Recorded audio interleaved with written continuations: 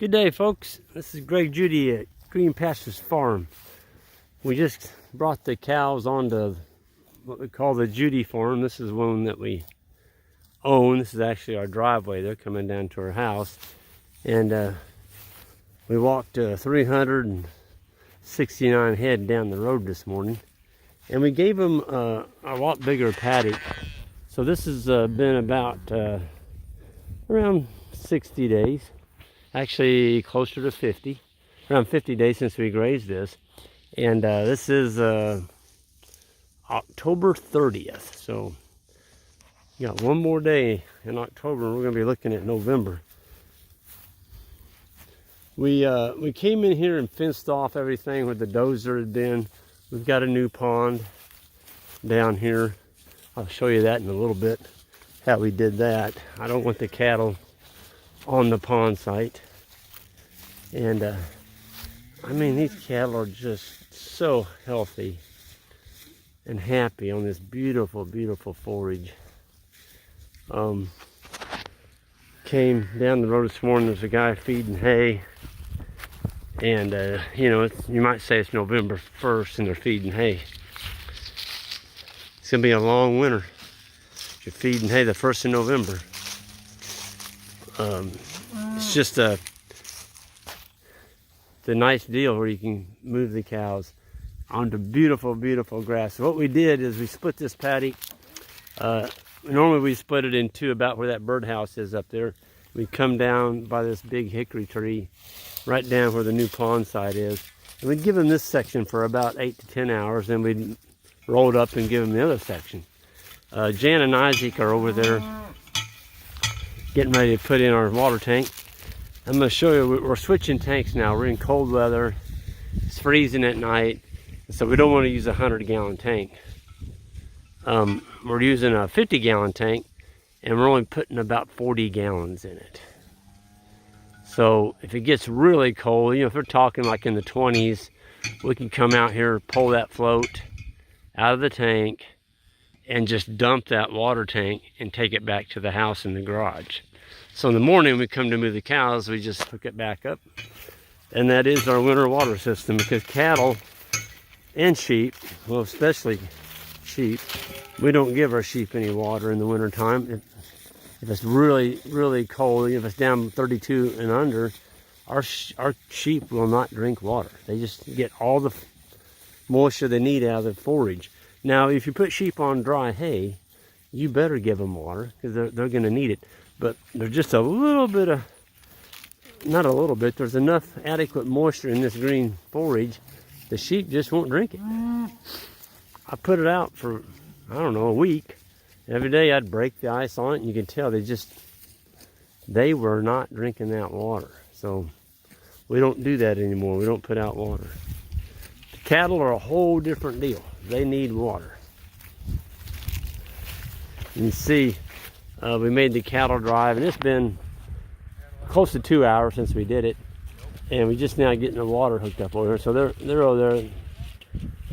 Like, oh my gosh, we're about to starve to death, or thirst to death. We gotta have a drink, and that's what they do. But this little tank is kind of cool. Isaac drove 3 posts in there. Well, that's a big old steer. He drove 3 posts in here, and what that does, that keeps them cows so they can drink. Get out of the weeds here. So they can't pull that tank out of there. He drove 3 fiberglass rods. And if you get, let's say, 5 head in here drinking, and they suck that down fairly low, it gets light. And you'll come over here. If you don't stake that in place, you'll find it upside down. So one of the things Isaac did, what was the first thing you did, Isaac? I blew the hose out. Keep spider webs from getting in. What do you mean you blew it out? You took your mouth and blew it out? Yeah, no. you turn it on and let everything, you know, work itself out. You don't want to run a spider web into the valve. So before you hooked the hose on, you blasted water through it. Yeah. How'd you learn that? Trial and error. Well, that float down there is a Joe Mega Flow. You can see it. There it is. See, if you look at their feet, they're pretty much standing on the rubber. I mean, Yeah. you're not going to get it every time, but Yeah, that's our sidewall out of our tire tanks. There you go. Look at that. And that's what they tear up, is right there by the tank. So if you got a big old rubber, especially when it's wet, and you know we're probably going to look at some mud this winter, you know, with rain. So that'll save your pasture, folks. And we've got this wire, that's poly tape around that hydrant. That's not hot, but it's just enough to fake those cows out that they won't rub on that. If they get up there and start rubbing on that hydrant handle, they could shut the water off. or bust it off. Or bust it off, one of the two. They see that white, they're like, that's got 8,000 volts in it. We're not going to mess with that. So they're a little thirsty because we just did a pasture walk. I mean, the road walk. Cattle drive. Can't hear y'all. Yeah. We just did a cattle drive, so that's why they're a little thirsty. So normally they don't come and just drink like this.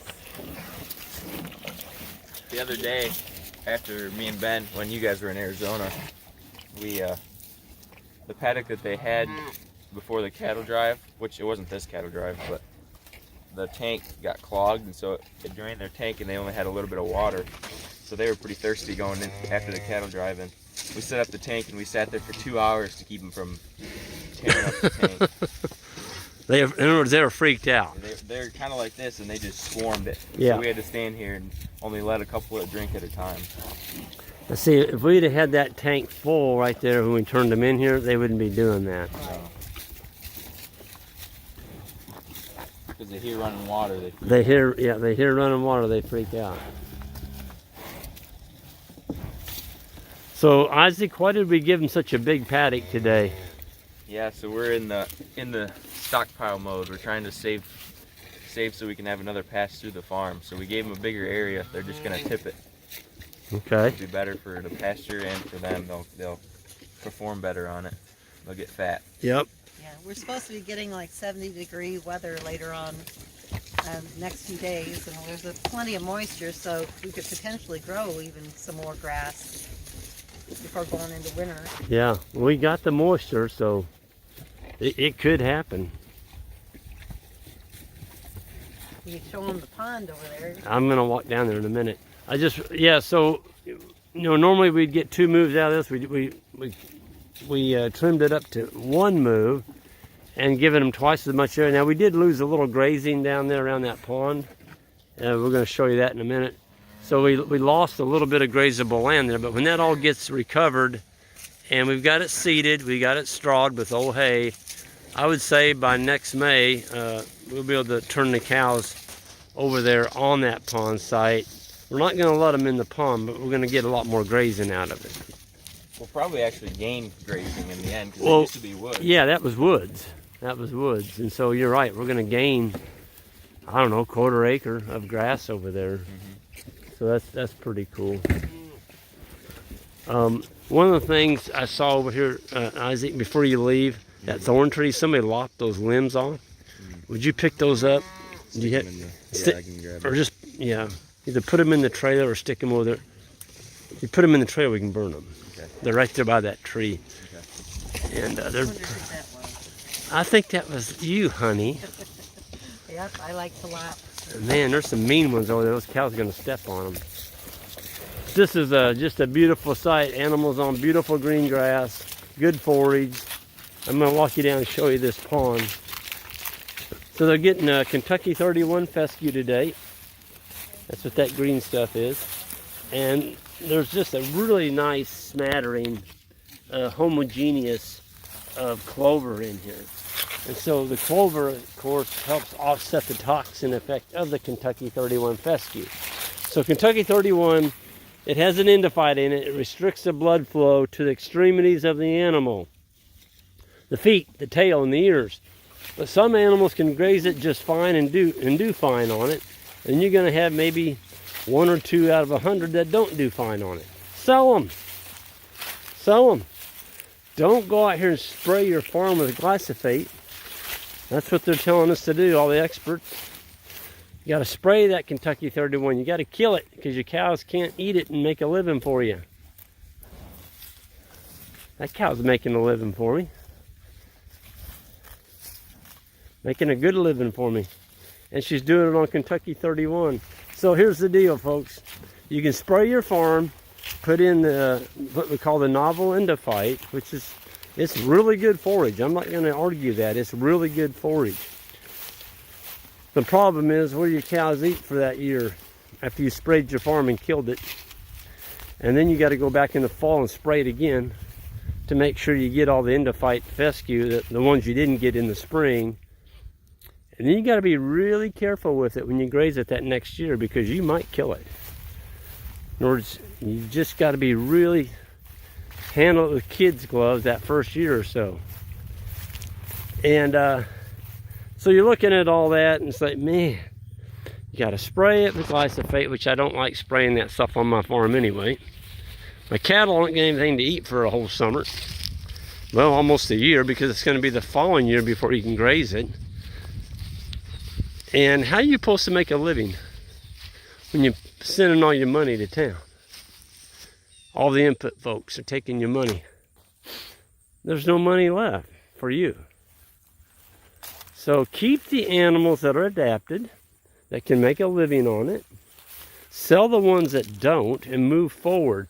Because if you spray your farm, here's what happens. The Kentucky 31 will come back. It takes it about 4 to 5 years. And then you're going to have to do it all over again. Reseed after you respray. And then you're starting that whole deal over again. So you're almost getting your first, seeding paid for by the 4th year. And guess what?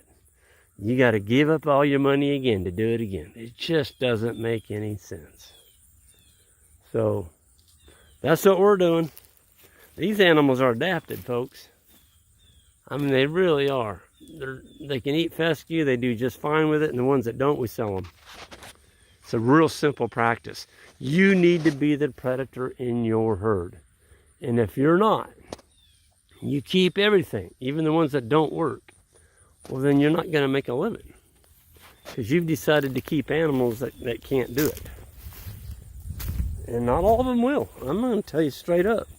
Not all of them will. And I don't care if they're Black Angus or South Pole or Charolais or Gelbvieh. I don't care. There's going to be a percentage of those animals that don't make it. Get rid of them. Don't get married to your animals, and please, please don't name them. So this is the pond that Johnny built. This is the one just north of our house. He made a beautiful pond out of this. Look at that. It's already got some water in it. We've had 1.5 inches in the last 2 weeks. And it was raining hard enough that I came down here and it was muddy. I hadn't put the standpipe on it yet. And I'm like, you know what? I better get down there and do that. Because that pipe's going to go underneath water and then I'm going to have to let it drain out. As you can see, we ran a wire all the way around this hay. As those cows get in here, they would just have a great time stomping all around this and just making a muck of it. So we're not going to let them on this. Not until probably May, latter part of May next year. And this was all seeded down with Kentucky 31 underneath this hay, because that's what grows out here. I'm not going to fight what grows. So 20 pounds to the acre, that's what I put down. I've just spun seeded on with my broadcast seeder on the 4-wheeler. And we're talking about broadcast seeders. There's no better seeder than the Herd. H-E-R-D. That is an awesome seeder. Look at that. Oh, there's a killdeer. Oh, there he goes. Awesome. Look at that.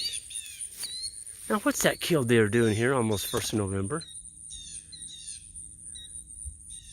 I love killdeers. Got such a beautiful song. He's digging it out here in this bare area where this hay is. He's probably picking up some seed and some bugs. And no predator can sneak up on them. And they like to book. You know, they're almost like a road runner. They can really cover some ground running. He can run on this ground.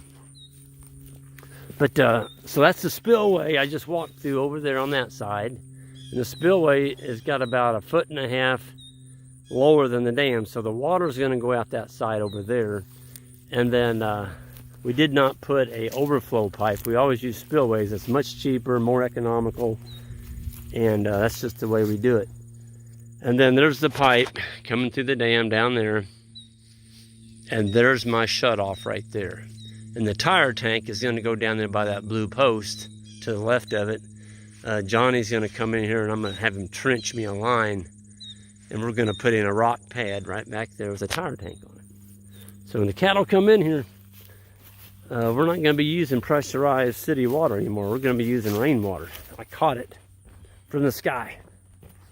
We live in Missouri. You know, we get 38, 40 inches rain here. And we can catch rain. And we can fill ponds up. So this is where I put my elbow. I'll come around the other side. I put my elbow on right here. I came up. There's 6 foot of standpipe there. You can see where I started drilling the holes. And there's my cap on the very top. And I actually put duct tape over the rope. There's we can see a little piece of rope sticking out there. That's nylon rope that's tied around that pipe. I've got another piece. It's underneath that tape right there. So I tied it top and bottom. And that is 1.25 inch sucker rod. And we're going to have a bunch of that, folks. I just got a bunch of that in. That is a tough post. So be watching for that. If you need sucker rod, that's 1.25 inch fiberglass. Makes good corners for sheep fence. If you're only pulling, let's say, 2 wires. Or if you're going around a pond or woods and you're using a more flexible post, you need something to hold that wire. Well, there it is. We're going to have 7 footers, 6 footers, 5 footers, and 4 footers. Just a super stout post. And it, you know, you just drill a hole in it, put your wire on it. It's non-conductive. So I'm standing down here pretty close to the bottom. I'm not going to get out there in the bottom of it because that's where the bottom is, the water. But you can look up the hill there. We're going to have some water in here. There's going to be millions of gallons of water all the way around. So you can see how far we brought the hay down. See, this may take a year or so to fill up. And so you want your hay to come way down in the pond, because if you don't and it rains, you're going to get ravines. And I may bring 2 more square bales over here on this dam and just bring it on down about another 4 foot. Because that's just going to wash. If you don't have something covering, it's going to wash. And you just paid to build a pond, and now your dirt's washing back in it. So I'm kind of a stickler on that. I like to use plenty of hay. But it looks awesome. This is all done with our bale unroller. We unrolled big round bales in here that were 2 years old. And then Isaac and Ben and I took pitchforks and we spread this. And actually this one, I think Isaac and Ben did, because I was in Arizona. But you can see this is about 1.5 bales right here. So they rolled it out and they took the pitchfork and they spread it out. You don't want the hay on there very thick, because if you do, you're gonna crowd out your grass. It's not gonna be able to come up through there. But since they seeded, look at that. It's already coming up. So that's pretty darn cool. And this is not hot. You can see, I've just got that reel laying on the ground where the cows can't chew on it. Just tied it around. It's just got temporary wire all the way around here. Okay. When the pond fills up, I'm gonna run a permanent wire clear down here, so I can graze all this. Anything, the cattle are not gonna be able to touch water. They're gonna have to go to the tank behind to get it. I don't want them in this pond, because cattle are tremendously destructive to ponds. And I know there's people out there, well, on a hot day, a cow needs a pond to climb into. You got the wrong cows. If your cow's got to climb into a pond to stay cool, you got the wrong cow. They don't need to do that. Makes us feel good to see them in that pond, I guess. Doesn't make me feel good. I tell you, it costs a lot of money to build these things. You don't need a big old 1,000-pound, 1,200, 1,400-pound cow looking like a hippopotamus swimming around in that beautiful pond. Because you're going to dig it out again in about 5 to 7 years, because they filled it in with dirt.